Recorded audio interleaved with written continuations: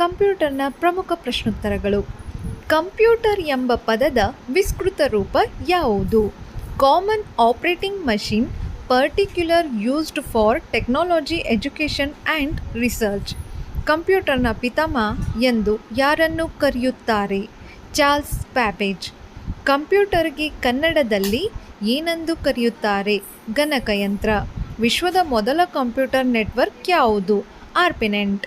ಆರ್ಪಿನೆಟ್ ಅನ್ನು ಅಭಿವೃದ್ಧಿಪಡಿಸಿದ ಪ್ರಮುಖ ವಿಜ್ಞಾನಿ ಯಾರು? ಲಿಯೋನಾರ್ಡೋ ಕ್ಲಿನ್ರಾಕ್.